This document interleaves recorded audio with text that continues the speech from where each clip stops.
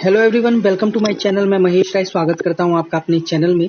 तो UGC net के लिए अब से तैयारी स्टार्ट कर देते हैं, ठीक है, क्योंकि अक्टूबर में एग्ज़ाम है इसका।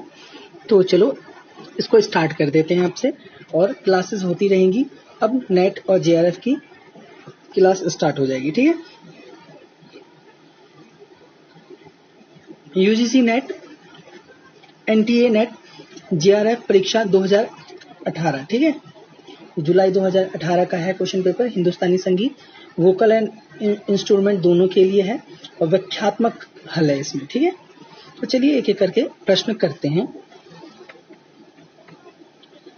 देखिए सभी प्रश्न 100 प्रश्न होंगे इसमें, और बहुविकल्पीय प्रश्न है, सारे के सारे 2 अंक के हैं, और सभी प्रश्न अनिवार्य है। नेगेटिव मार्किंग इसमें नहीं होती है। इसका सिलेबस मैंने अपलोड कर रखा है, अगर आप सब बोलोगे तो मैं दोबारा अपलोड कर दूंगा, ठीक है। चलिए पहला क्वेश्चन है, निम्नलिखित में से कौन सा राग वक्र संपूर्ण राग है?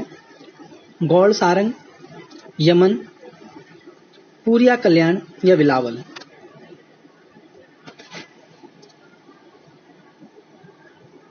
तो इसका जो सही आंसर है वो है ए, गौड़ सारंग। चलिए इसको पढ़ लेते हैं। इसको मैं थोड़ा छोटा कर देता हूं ताकि आपको अच्छे से दिखे।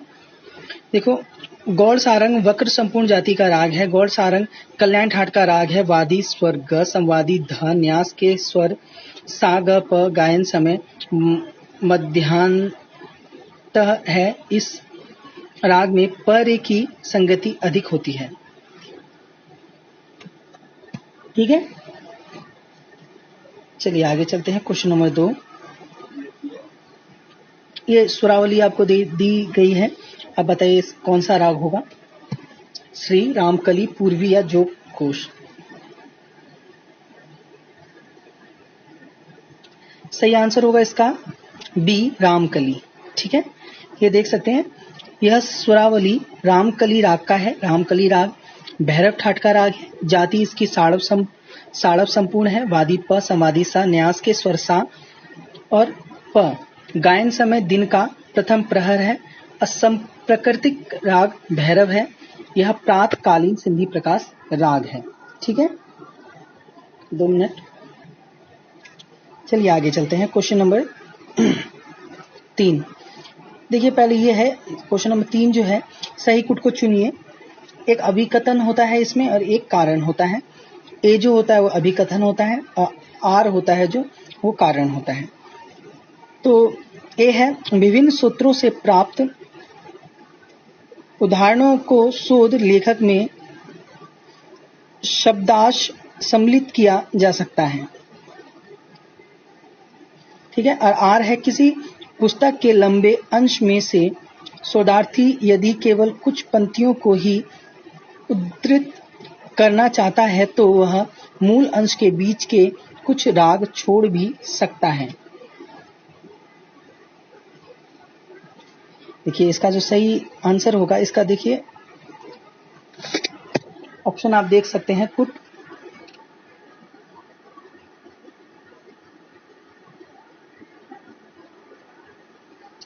सही आंसर होगा इसका बी। दोनों ही इसमें सही है, ठीक है।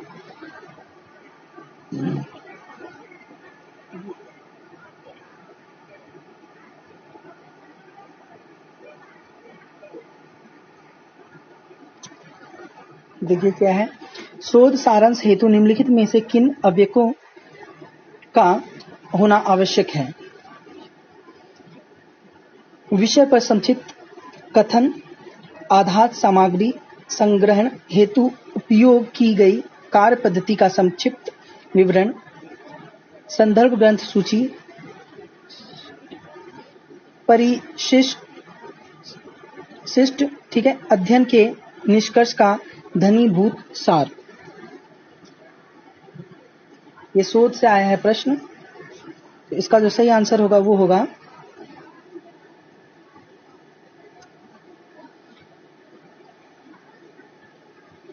सी। इसका सही होगा, ए, बी और ई सही होगा, ठीक है। विषय पर संक्षिप्त कथन, आधार सामग्री संग्रहण हेतु उपयोग की गई कार्य पद्धति का संक्षिप्त विवरण, अध्ययन के निष्कर्ष का धनीभूत सार। ठीक है, चलिए आगे चलते हैं। अब ये देख सकते हैं आप, ठीक है, सुम्मिलित कीजिए, ये आपको दिया गया है, आप अच्छे से देख लीजिए। एक तरफ काफी, खमा, अड़ाना, बहार है, एक तरफ सुरावली आपको दी गई है, कुट आप देख सकते हैं।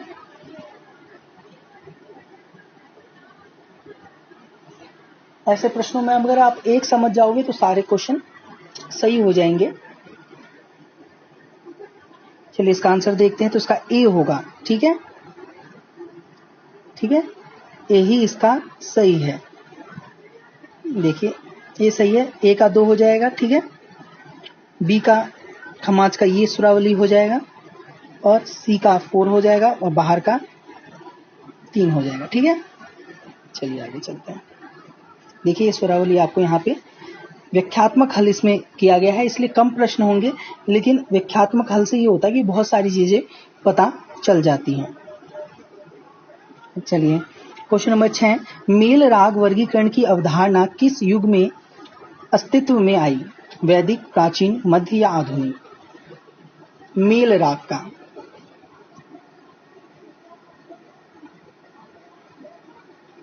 देखिए मेरे किया है कि मैंने जितने भी क्वेश्चन करवाए हैं वो आप देख सकते हैं कि टीजीटी और पीजीटी दोनों में ही बहुत आया है, आप सबने खुद ही बताया है। हाँ, अब नेट के लिए मैं जो भी बता रहा हूँ आप अच्छे से कीजिए, ये सब क्वेश्चन जरूर आएंगे। तो इसका जो आंसर होगा वो होगा सी, मध्यकाल। ठीक है, मेल राग वर्गीकरण मध्यकाल युग में माना जाता है। मेल राग वर्गीकरण दक्षिणी संगीत पद्धति की उपज है।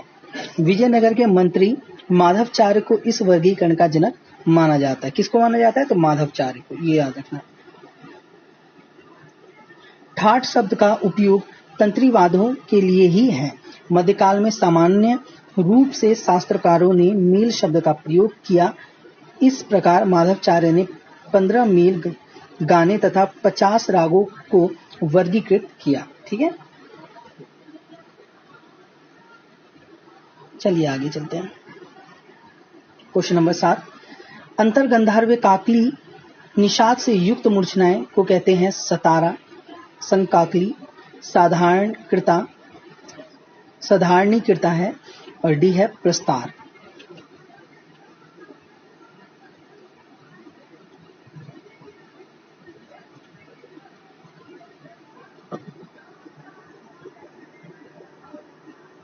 सही आंसर होगा इसका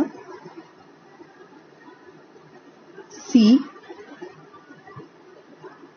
ठीक है, देखिए कैसे होगा।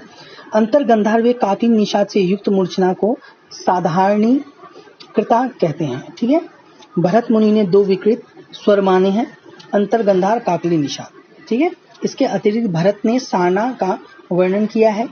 2 ग्राम 14 मूर्छनाएं तथा 18 प्रकार की जातियों का वर्णन भी महर्षि भरत ने किया। भरत ने 4 गीतियां, रस तथा चित्रा, मतकोकिला आदि वीणाओं का भी वर्णन किया है। वृंदावन के लिए कुपुत शब्द का प्रयोग भी भरत ने किया है। वृंदवादन है। ठीक है, वृंदवादन के लिए कुपुत शब्द का प्रयोग भी भरत ने किया है। चलिए आगे चलते हैं।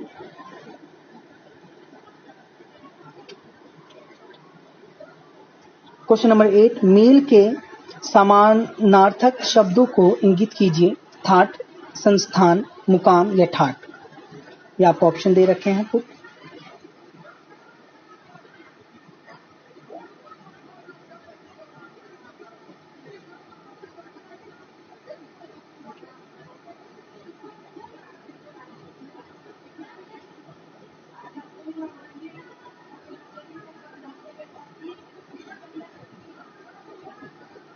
सही आंसर होगा इसका डी।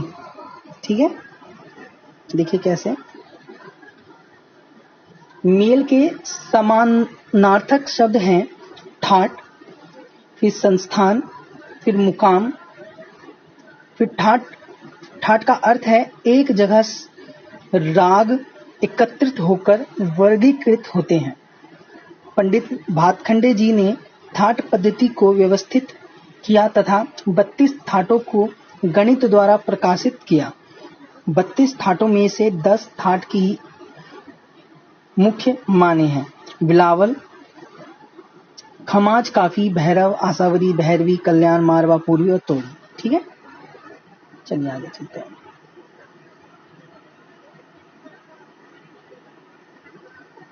क्वेश्चन नंबर 9, भरत के षडज ग्राम से कौन सा स्वर संवाद प्राप्त नहीं होता? साप, साम, रेप या गण?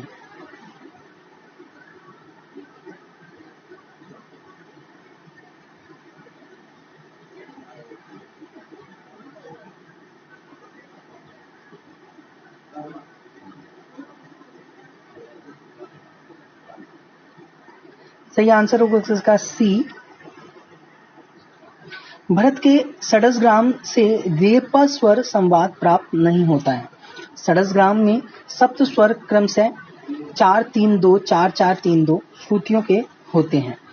इन 7 शुद्ध स्वरों के अतिरिक्त 2 विकृत स्वर भी ग्राम में आते हैं। वीणा के तार पर षडज ग्राम की सुरावली प्राप्त करने के लिए 3 स्वर संवादों की ओर ध्यान रखना आवश्यक है।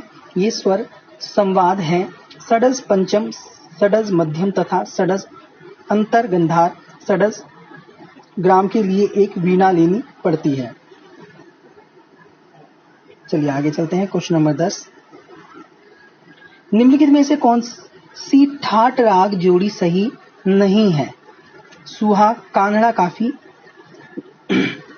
नायकी कान्हड़ा काफी, सुघराई कान्हड़ा काफी या दरबारी कान्हड़ा काफी?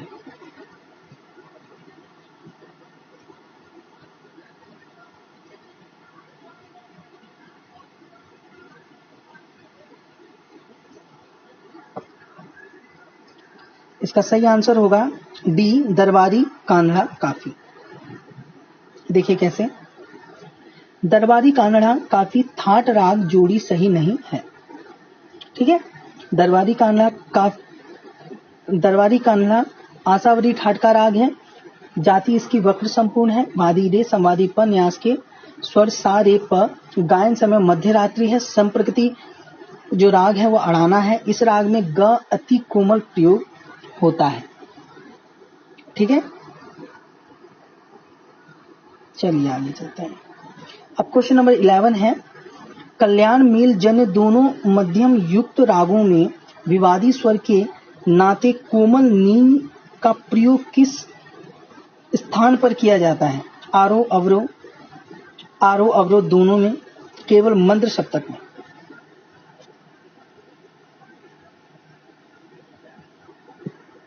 सही आंसर होगा इसका बी, अवरोह में। ठीक है, कल्याण मेल जन्य दोनों मध्यम युक्त रागों में विवादी स्वर के नाते कोमल नी का प्रयोग अवरोह में किया जाता है। ठीक है, क्वेश्चन नंबर 12, भातखंडे के अनुसार वह कौन सा स्वर है जो कि वर्तमान संगीत में वादी के रूप में दिखाई नहीं देता है? रे, ग, ध, नी?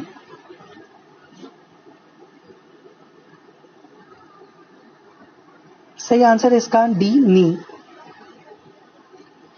भातखंडे के अनुसार नी को वर्तमान समय में वादी स्वर नहीं माना जाता है। वादी स्वर के नाते सारे गमा प स्वर का प्रयोग किया जाता है। नी किसी भी राग का वादी स्वर नहीं हो सकता है, परंतु संवादी के रूप में प्रयोग किया जाता है।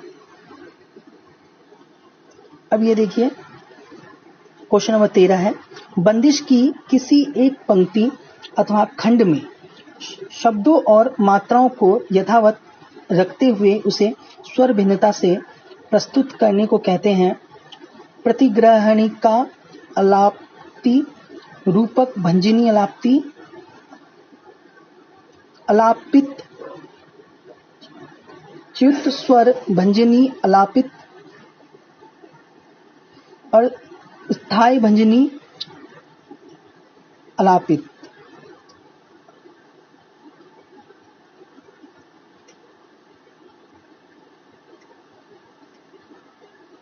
अलाप्ति है।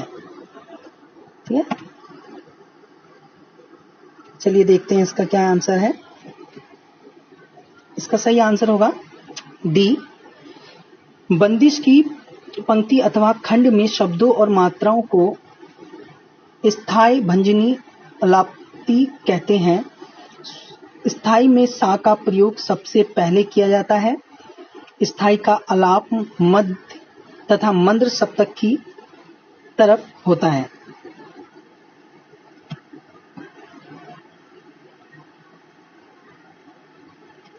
Question number 14। अब क्या है, द्यो ऋध के पूर्व के स्वर में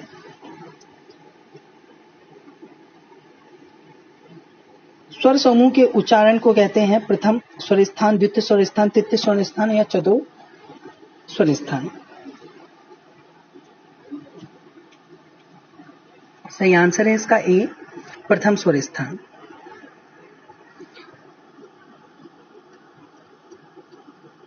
द्विवर्ध के पूर्व के स्वरों में प्रथम स्वर स्थान स्वर समूहों का उच्चारण होता है। स्वर स्थान नियम आलाप गायन के अंतर्गत प्राचीन समय के कुछ नियम निश्चित किए गए थे। इन नियमों को स्वर स्थान नियम कहते हैं। स्वर स्थान नियमों के अंतर्गत संपूर्ण राग क्षेत्र के 4 भागों में बांटा गया था। संगीत रत्नाकर के अनुसार अंश स्वर पर ही समस्त राग निर्भर करते हैं। इसी अंश स्वर को स्थाई स्वर भी कहा जाता है। स्थाई स्वर से चौथा स्वर डैश कहलाता है। स्वर क्या कहलाता है? प्रथम स्वर स्थान कहलाता है। अब देखिए एक स्वरावली एक दे दी गई है, आपको बताना है कि ये कौन सी है। देखिए केदार कामोद व छायानट के अंतर्य में वह कौन सी स्वरावली है जो सभी में समान रूप से प्रयुक्त की जाती है?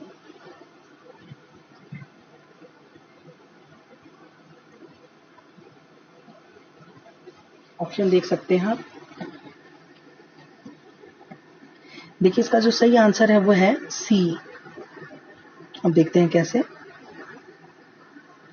केदार कामोद छायानट के अंतर्य में प प सा रे सा की स्वरावली समान रूप से प्रयुक्त होती है। केदार कल्याण ठाट का राग है। जाति औड़व साड़व वादी म संवादी सा न्यास के स्वर सामा प गायन समय रात्रि का प्रथम प्रहर। और इसका जो संप्रकृतिक राग है वो कामोद है केदार का। छायानट कल्याण ठाट का राग है। राग जाति इसकी संपूर्ण है। वादी प संवादी रे न्यास के स्वर है प रे सा। संप्रकृतिक राग कामोद गायन समय रात्रि का प्रथम प्रहर। कामोद जो राग है उसका कल्याण ठाट का राग है। जाति इसकी संपूर्ण है, वक्र संपूर्ण है कामोद का। वादी प संवादी रे न्यास के स्वर सारे प गायन समय रात्रि का प्रथम प्रहर। और संवादी राग हमीद। संप्रकृति जो राग है वो है हमीद। चलिए आगे चलते हैं। Question number 16। पश्चात संगीत की सिंपल क्वाड्रुपल ताल किस हिंदुस्तानी ताल के समान है? एक ताल, त्रिताल, झपताल या झुमरा?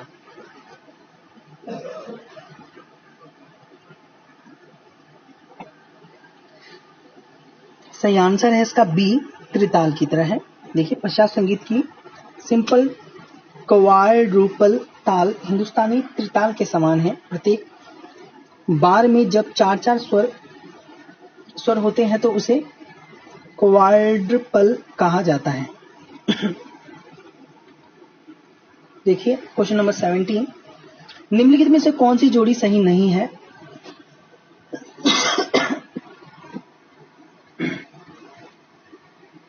ऑप्शन आपको दे रखे हैं, आप देख सकते हैं।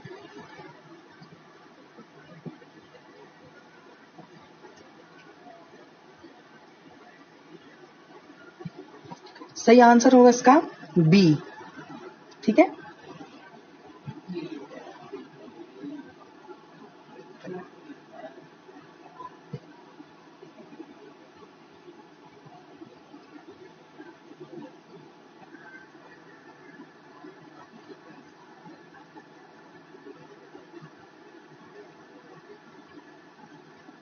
देखिए क्या लिखा हुआ है। रोशन आरा बेगम दिल्ली घराने से संबंधित नहीं है। ठीक है। देखिए ये जो है ना, ये है इसका, ये है ना ए, ये है, उसके बाद बी, उसके बाद सी है, उसके बाद डी है। ठीक है, ये यहाँ पे ऑप्शन थोड़े अजीब से हो गए हैं। ठीक है,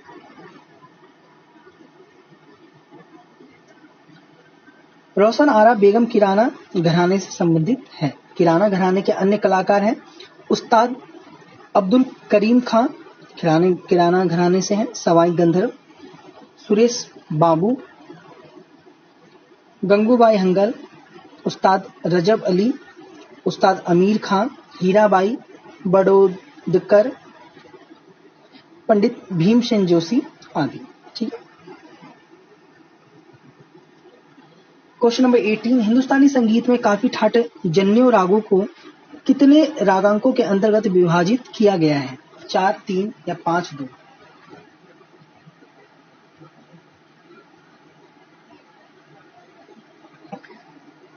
इसका जो सही आंसर होगा वो होगा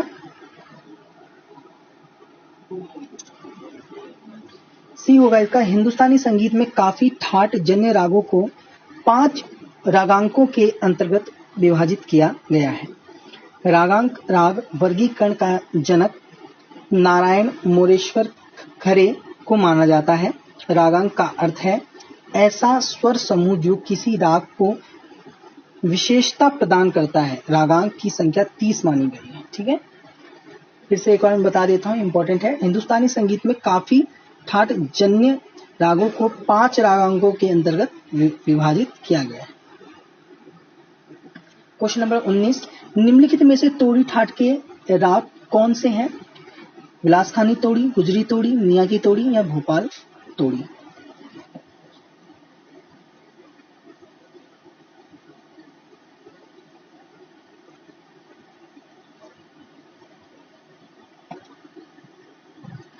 सही आंसर है इसका, ऑप्शन देख सकते हैं आप।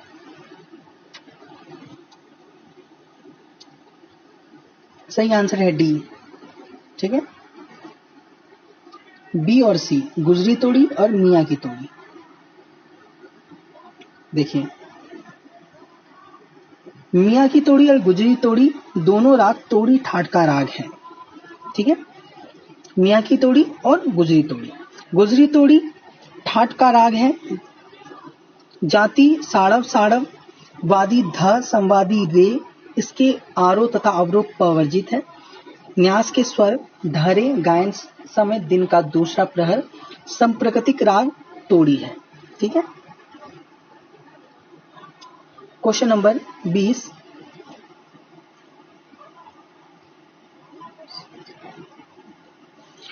अपार स्थायी संचार से अभिप्राय है स्थायी तथा अंतरा, प्रतिध्वनि, देशी संगीत, गायक का गुण।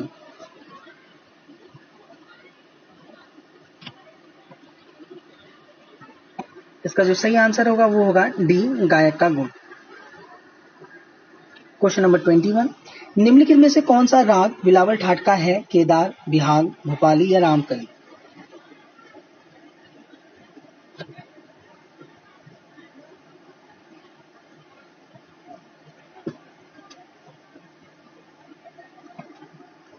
सही आंसर होगा इसका बी, बिहाग। ठीक है, बिहाग बिलावल ठाट का राग है। जाति औड़प संपूर्ण है।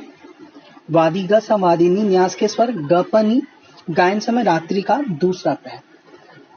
देखिए, इसमें क्या होता है, व्याख्यात्मक हल में क्या होता है कि आप एक क्वेश्चन नहीं करते, आप एक क्वेश्चन के साथ 10 क्वेश्चन करते हो। तो इसलिए ये ना सोचे कि 25 प्रश्न आप कर रहे हो, ऐसा मत सोचना। ये सोचना कि आप 25 नहीं, आप कम से कम 100 प्रश्न कर रहे हो। ठीक है, देखिए क्वेश्चन नंबर 22, मत कोकिला वीणा में तारों की संख्या कितनी थी? 7, 9, 20, 21?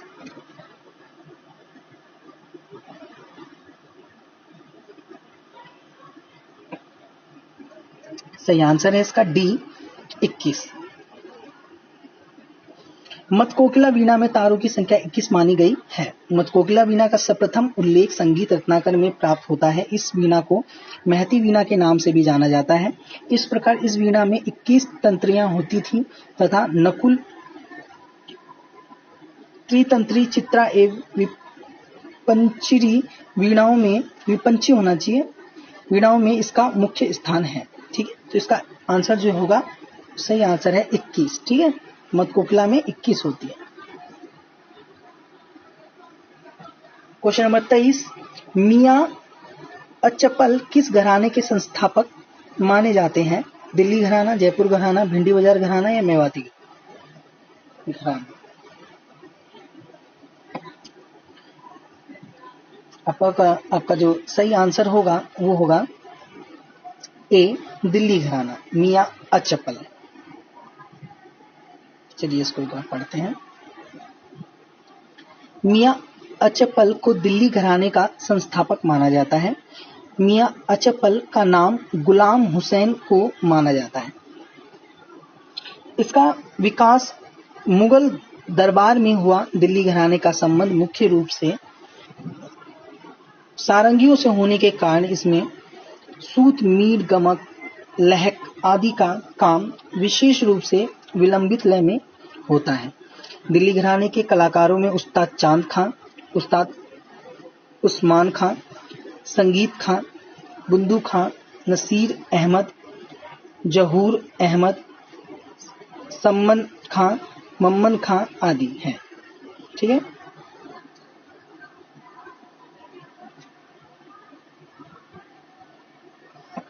चलिए आगे चलते हैं। क्वेश्चन नंबर 24, फकीरुल्लाह द्वारा लिखित राग दर्पण किस ग्रंथ का फारसी अनुवाद है? मान कुतूहल, राग तरंगिनी, वैदेशी राग विबोध।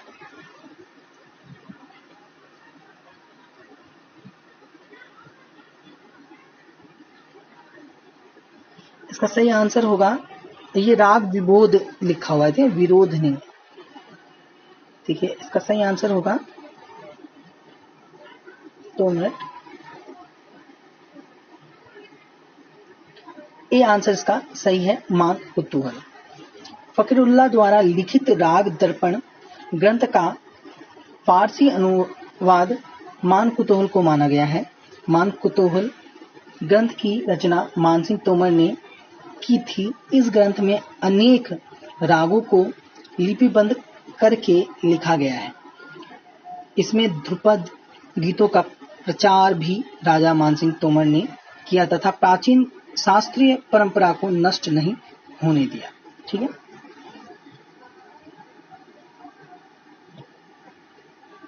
आज का अंतिम प्रश्न, क्वेश्चन नंबर 25, नगमाते ए आसफी मूल ग्रंथ किस भाषा में लिखा गया है? हिंदी, संस्कृत, अरबी या फारसी?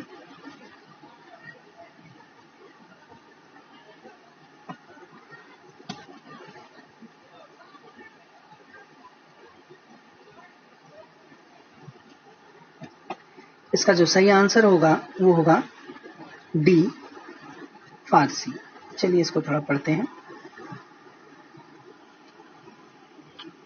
नगमाते आसफी मूल ग्रंथ फारसी भाषा में लिखा गया है।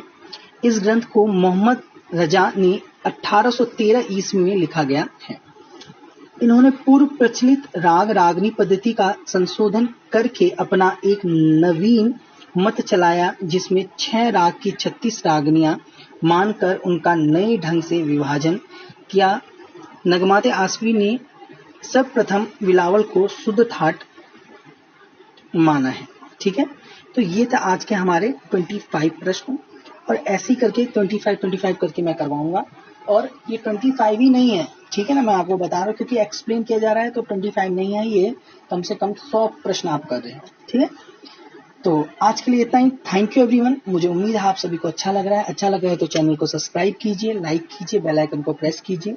कोई भी प्रॉब्लम होता है तो वो कमेंट करके आप पूछ सकते हैं। बाकी हमारा टेलीग्राम है, वहां से भी जुड़ सकते हैं।